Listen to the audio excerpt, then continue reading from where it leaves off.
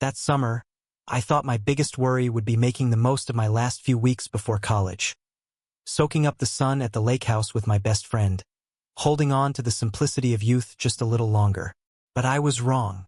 What happened that summer was something I never saw coming. Something so unexpected and quietly thrilling that I'll never forget it. Started like it always did.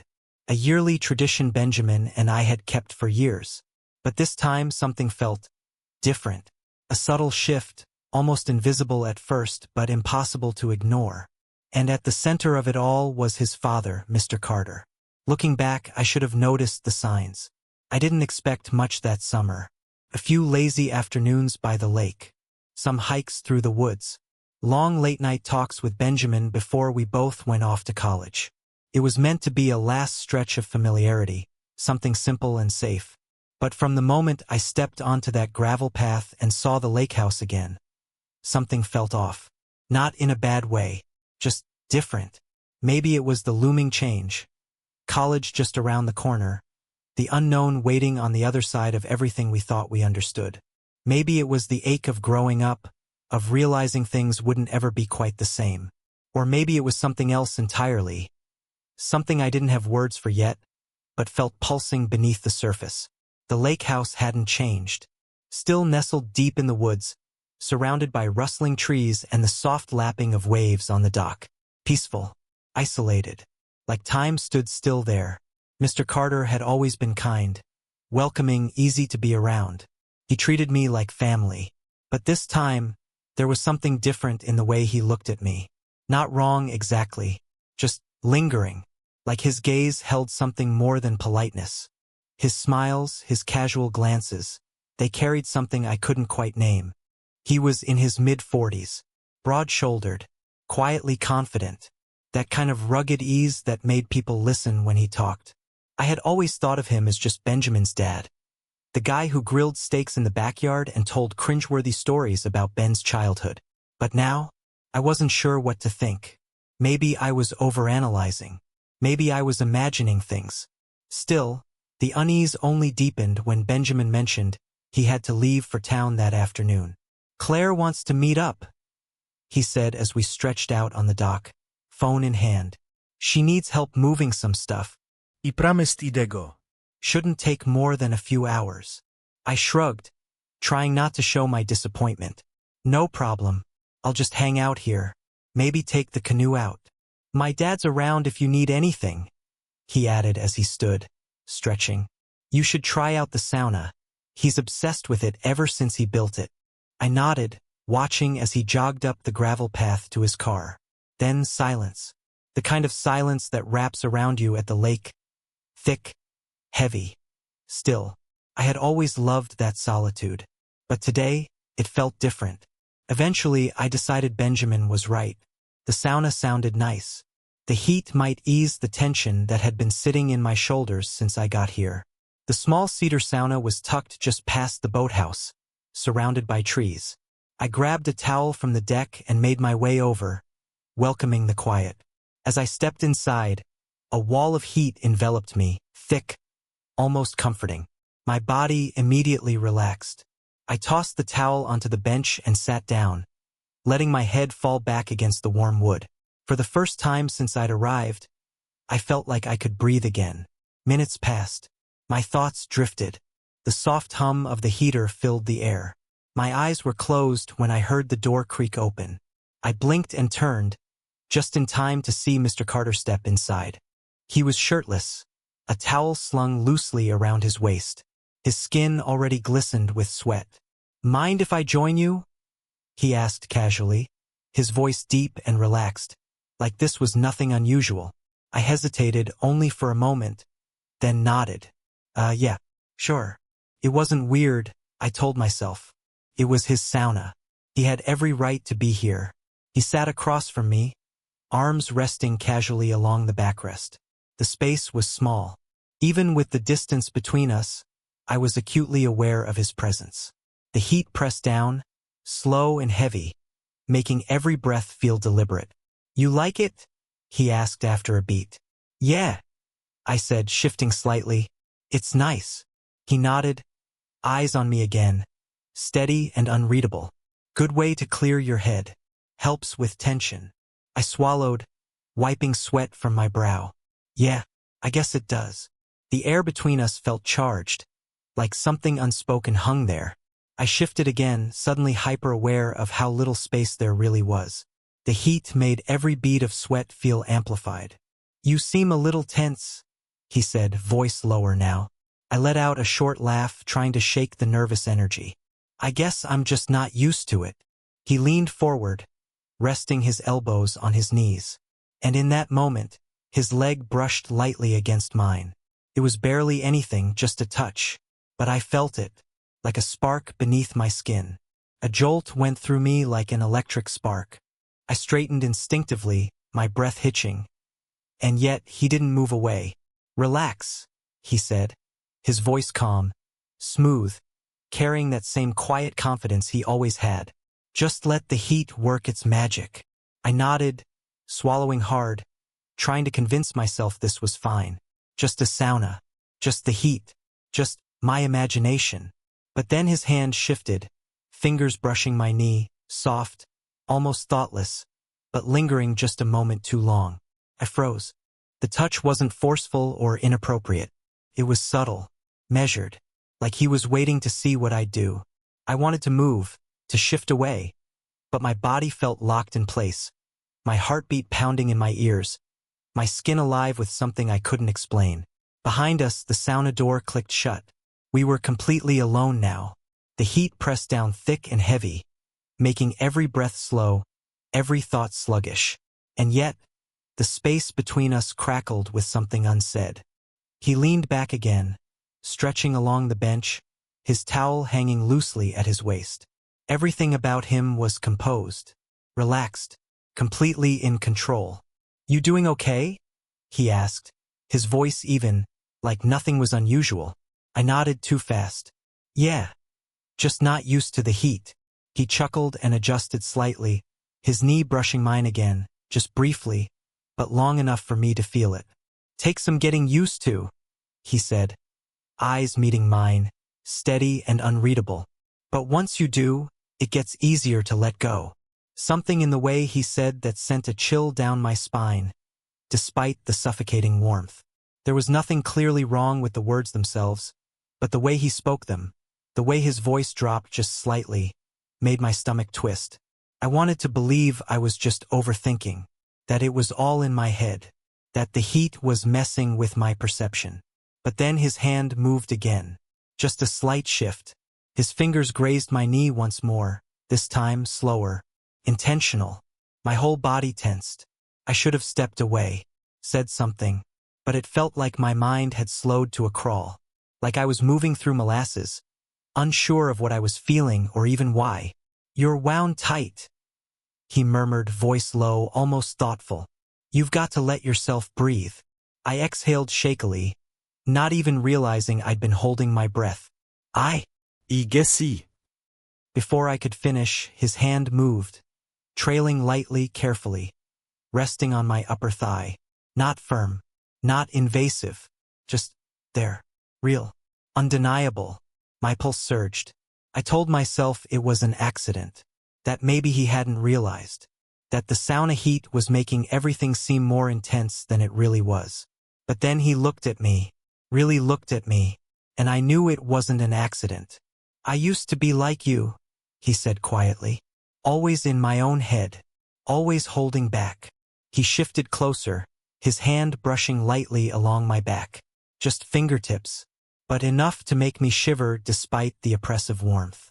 I swallowed hard, throat dry. Mr. Carter, Relax, he interrupted, voice soft. Just breathe. I froze as he leaned in, the warmth of his breath brushing my skin. The space between us had evaporated. And then, barely a second later, I felt the lightest press of his lips against my shoulder. My breath hitched. I lurched forward instinctively, grabbing my towel. I should go, I stammered, heart racing, skin burning from more than just the heat. I didn't wait for a response. I pushed the sauna door open and stumbled outside, the sudden burst of cool air slapping my skin like a shock. My head spun. My breath came in sharp, uneven bursts. I didn't stop until I was inside the cabin, the door clicking shut behind me. I gripped the kitchen counter, hands shaking, trying to ground myself, trying to make sense of what just happened. That was my best friend's dad. And he had kissed me, and I hadn't stopped him soon enough. A wave of guilt twisted in my stomach. My skin still tingled where his lips had touched, like a ghost of something I didn't want to carry. I forced myself to move, to dry off, to pull on clean clothes. Benjamin would be back soon, and if he saw me like this, he'd know something was wrong. I couldn't let that happen. When Benjamin finally walked through the door, I was already on the couch, scrolling my phone like nothing had happened. "Hey man, you survive without me?" he joked, tossing his keys onto the table. I forced a laugh, heart tightening in my chest. "Yeah, just hung out. Tried your dad's sauna, like he suggested." Benjamin grinned. "Told you, he's obsessed with that thing." I nodded, keeping my voice even.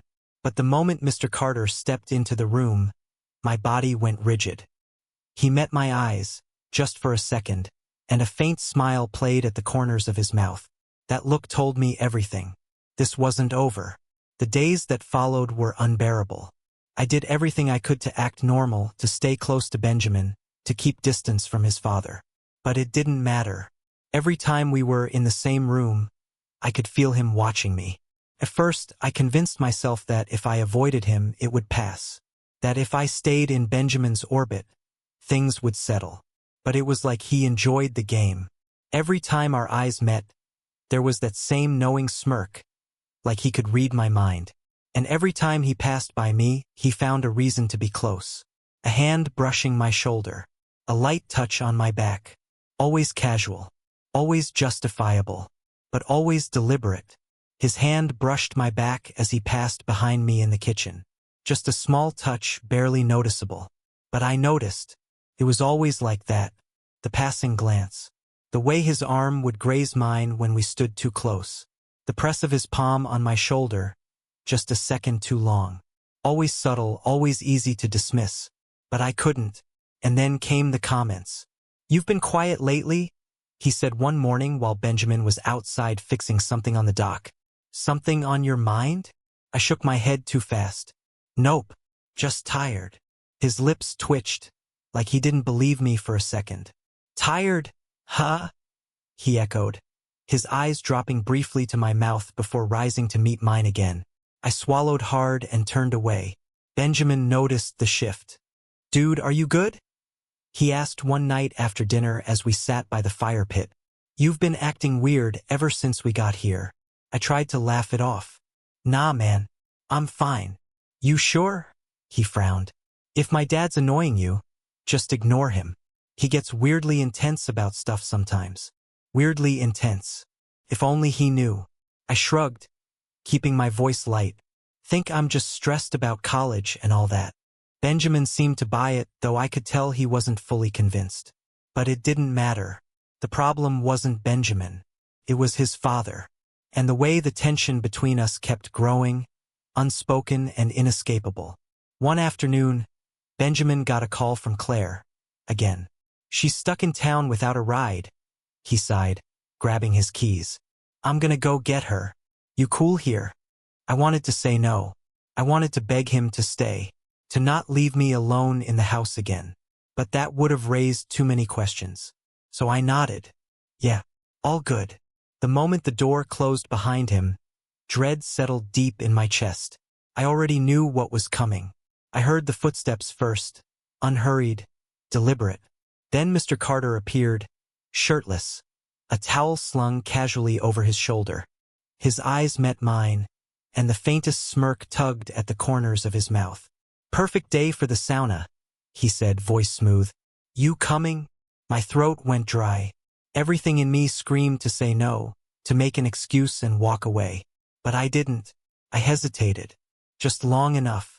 He turned and walked toward the sauna, not waiting for a reply. And before I could stop myself, my legs were moving, following. Inside, the heat wrapped around me instantly, thick, stifling, heavier than before. It made every breath feel too slow, every thought hard to hold on to. He sat down, legs stretched slightly, towel loose around his waist. He looked completely at ease, like none of this meant anything at all. I sat across the small space, as far as possible, gripping the edge of the bench, my knuckles white. The silence between us was unbearable. Only the hum of the heater and the sound of sweat dripping onto the wood. Then he shifted, his thigh brushing against mine. This time not subtle, not accidental, and I didn't move. "See," he murmured. "You're finally starting to relax." I swallowed hard. My head felt foggy. My thoughts tangled in the heat. He leaned in slightly. His fingers grazed my knee, slow, testing. I didn't stop him, and that was all the permission he needed. He moved closer, his breath warm on my skin. My pulse thundered in my ears. My body didn't move. His hand rested on my thigh, gentle but deliberate. "Feels good, doesn't it?" he whispered. For 1 second, I almost let it happen. 1 second where I didn't know what I wanted. 1 second where I wasn't sure if I would stop it at all. Then came the jolt. Panic. Clarity. I stood up so fast I nearly tripped over the bench. I have to go," I stammered, fumbling for my towel, hands shaking. He didn't stop me. He just smirked, like he knew I'd be back. But I wasn't sure I would. That was just the beginning. The pressure had been building for days. A weight pressing down on me until I couldn't sleep, couldn't think straight. Every moment replayed in my head like a film stuck on repeat. Every look, every touch, every word. And the worst part? A small, quiet part of me didn't want to forget. That scared me the most. I kept telling myself that if I just stayed close to Benjamin, if I just avoided being alone, it would all pass. But it didn't. It got worse. Because Mr. Carter knew. He could feel the tension too. And worse, he knew I wouldn't say anything. That gave him confidence. He didn't need to push. He just had to wait. He just had to be present. And I hated that he was right. The late afternoon sun poured through the windows, casting long shadows across the cabin floor. I stood at the sink, gripping the counter so tightly my fingers ached. Benjamin had gone into town again, another errand with Claire. And I was alone. Again. I heard the footsteps before I saw him.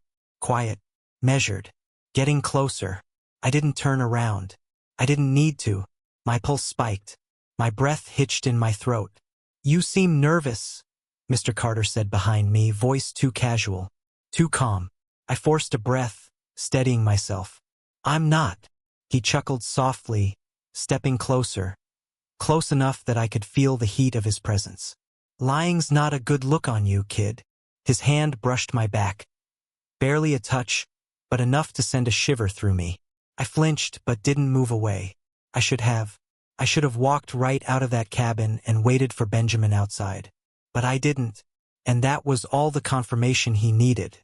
"I'm heading to the sauna," he said, his voice low and inviting. "You should come," he said. "Come with me." And I knew it wasn't a question. I swallowed, my throat dry. "I haven't." He smirked, that same knowing look that made my stomach twist. "You have," he said. "But it's okay. I knew you'd come around." I opened my mouth to respond, but before I could say anything, he moved, sliding closer until he was sitting beside me. The space between us vanished. The heat of his skin reached mine, and I froze. His fingers brushed against my knee, barely a touch, soft, measured. When I didn't flinch, he let his hand rest there, his thumb slowly tracing quiet shapes into my skin. "You can tell me to stop," he murmured. But I didn't. His hand moved slightly, firmer now, his fingers climbing just a bit higher. My breath caught. The room blurred around the edges, the heat turning everything to haze. Then his voice was right beside my ear. "You don't have to fight it." Something inside me broke open. I turned my head, and in that moment, in that flicker of silence, I let it happen. His lips met mine, confident and unhurried, like he had always known this would come. And the worst part? Kissed him back. For the first time, I didn't run. I didn't fight the pull, the heat, the weight of his hand steadying me, the way his body pressed so close I could barely breathe. I let it happen. His hands slid up my arms, drawing me in. I let myself fall into it, into him, drowning out every reason I shouldn't. My thoughts blurred. The guilt, the risk, Benjamin. All of it disappeared beneath the sound of my heartbeat and the warmth of the moment. And then, just as fast as it started, came a sound. A creak. The sound of a door. My heart seized. I pulled away, breathless, panic crashing over me in an instant. Mr. Carter didn't move, his face unreadable. But I could hear footsteps. Someone outside. Benjamin. I scrambled to my feet, grabbing for my towel with trembling hands. My chest heaved, my thoughts racing. Mr. Carter stayed still, calm, composed, like none of this mattered. But it did. I barely made it out the door, legs shaking, skin burning with more than just heat. The cold air outside hit me like a shock. But I didn't stop. I needed space, distance. I needed to get away from him. By the time I stepped into the cabin, Benjamin was already inside, rummaging through the fridge like nothing had happened, like the world hadn't just shifted off its axis. "You good?" he asked, not looking up. "You look kind of out of it." I wiped sweat from my forehead and nodded. "Yeah, just overheated in the sauna." He laughed. "Told you my dad's obsessed with that thing. You gotta be careful.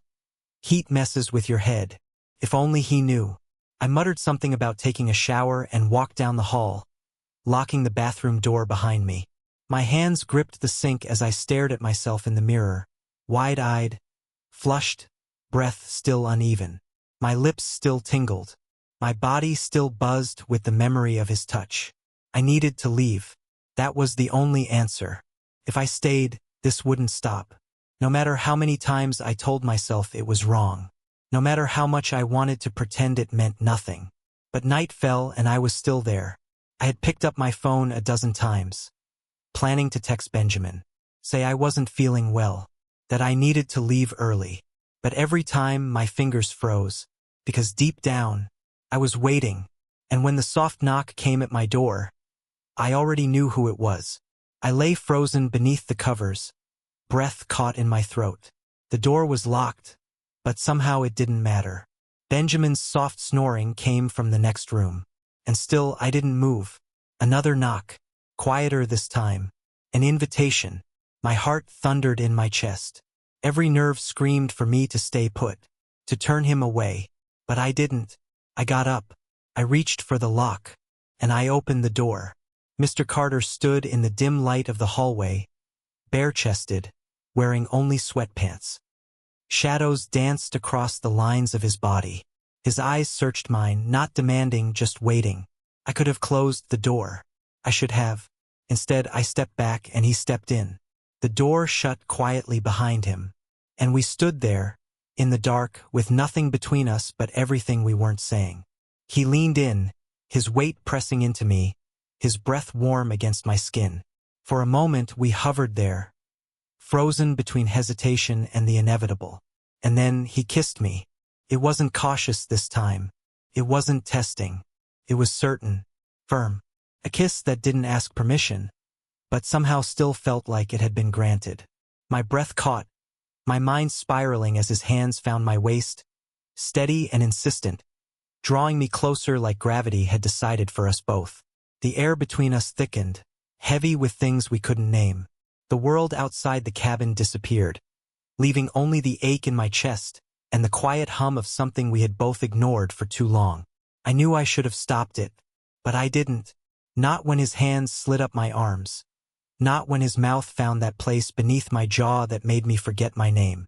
Not even when his voice dipped lower, whispering things that left my thoughts trembling. I wanted to run. I wanted to make it right. But I didn't move. I let it happen. And when he kissed me again, deeper, slower, I didn't fight it.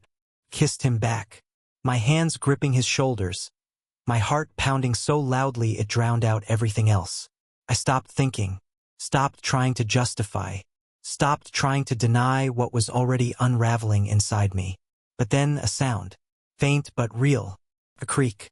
Movement in the hallway. Benjamin. Reality returned in a single, brutal wave. I froze, breath locked in my chest. Mr. Carter pulled back, just far enough to meet my eyes in the darkness. He didn't speak. He didn't need to. The question was there, unspoken and terrifying. Are you going to stop this? And I should have said yes. But instead, I reached for him. And everything else faded again. The next morning, nothing had changed. Not the air. Not the cabin. Not Benjamin, still laughing at his phone, stretching lazily, talking about how weird it felt that summer was already ending. But I had changed. I sat on the edge of my bed, staring at my hands like they belonged to someone else. I hadn't slept. Every time I closed my eyes, I could still feel Mr. Carter's breath, still hear the things he whispered in the dark. At breakfast, he was calm, effortlessly normal, talking with Benjamin like nothing had happened, like he hadn't knocked on my door, like he hadn't crossed that line. He didn't look at me much, but when he did, it lingered. And the worst part? He didn't have to say a word. He knew I'd never tell. That night, Benjamin suggested one last fire before we packed up. One last night beneath the stars before college took us in different directions. I almost said no. I almost claimed I was tired or sick, or anything that would let me escape sitting next to him again. But I didn't. We sat by the fire, the flames casting soft light across our faces. Benjamin talked about the future, about classes, new cities, how things were going to change. I laughed in the right places. I sipped my drink. I nodded along. But inside, I was unraveling. And Mr. Carter? He never let me forget. Not with his glance, or the casual touch of his hand as he passed me another drink. Not with the brief pressure of his knee against mine beneath the table, or the way his fingers brushed my wrist and lingered a beat too long. Silent reminders. This wasn't over. When the fire burned low and Benjamin finally called it a night, I thought maybe that was it. That we'd made it through. That maybe, just maybe, he'd leave me alone. But as I climbed the stairs, I heard the floor creak behind me. I didn't turn around. I didn't need to. He didn't grab me, didn't speak loudly. He didn't have to. He just stepped close. Close enough that his voice was barely a whisper beside my ear. "You'll think about me when you leave," he murmured. And I went still. He didn't wait for a response. He just turned, his footsteps retreating down the hall like nothing had happened. But something had. And I knew, no matter how far I went, no matter how long I tried to forget, I would think about him. And that terrified me more than anything. He traced down my arm, his fingers just barely skimming my skin before stepping back. I swallowed, my throat dry, and forced myself to walk into my room. I locked the door behind me, though I knew it was pointless. Because he was right. I would think about him. I think about him every time I closed my eyes. Every time silence stretched a little too long. Every time I remembered that summer. The next morning, I packed in silence. My stomach twisted in knots. In the next room, Benjamin was laughing at something on his phone, completely unaware. Unaware that while he'd been gone, while he'd been sleeping just feet away, I had gotten caught up in something I couldn't undo. As I zipped up my bag, my chest tightened with one final, suffocating realization. This wasn't just a summer secret. It would follow me. It would haunt me. I couldn't tell Benjamin. Not yet. Maybe not for a long time. But deep down I knew. One day I'd have to. As I walked past him, my head spun with the excuses I'd need. The lies I'd have to live with. But no matter what I told him, or told myself, the truth was never going away. What would you do? Please let me know in the comments. I could really use the perspective.